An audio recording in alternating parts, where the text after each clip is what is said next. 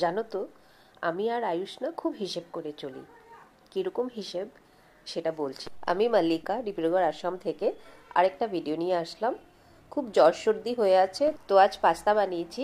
Last কবে যে pasta বানিয়েছিলাম বাড়িতে সেটা মনে নেই, কারণ খাবার কেউ নেই, আমিও খাই না, আয়ুষও খায় না। আমাদের ছোটবেলাতে শরীর খারাপ হলে মা বাবারা বলতো না যে কি খাবে বলো, ঠিক তেমনটাই হয়েছে আজকে আমাদের সাথে।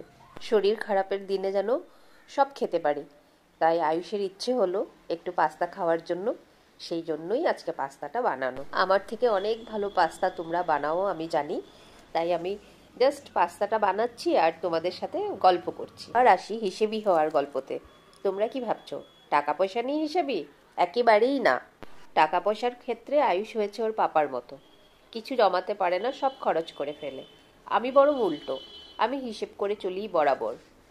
হিসেবটা করি হলো, আমি আর আয়ুষ যখন ঘুরতে বের হই, তো দুজনে তো ঘুরছি, এবার ঘুরতে ঘুরতে বাইরে গেলেই কিছু একটা খেতে ইচ্ছে করে, সবারই ইচ্ছে করে, সেই রকম আমারও ইচ্ছে করে, আয়ুষেরও ইচ্ছে করে।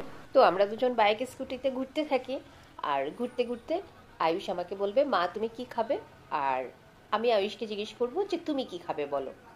তো দুজন দুজনকে এটাই জিজ্ঞেস করতে থাকি কি খাবে, সেই জিজ্ঞেস করতে করতে আমরা কত চাউমিন, কত মোমোস, রোল, ফুচকা সব খেয়ে ফেলি, শুধু জিজ্ঞেস করে করে। কিন্তু আয়ুষ এতটাই ডিটারমাইন্ড যে ও কখনো কিছু খাবে না।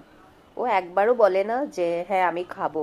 আয়ুষ খায় না বলে আমিও আর খাই না, কারণ আমিও তো সেই গিল্টটা নিতে চাই না, না যে ইস আয়ুষ খেলো না আর আমি খেয়ে নিলাম। কারণ হিসেব করে খাওয়াটা তো আমিই শিখিয়েছি ওকে। দেখো পাস্তাতে একটু গ্রেভি টেক্সচার দেওয়ার জন্য এটা কিন্তু আমি কোনো হোয়াইট সস রেডি করিনি।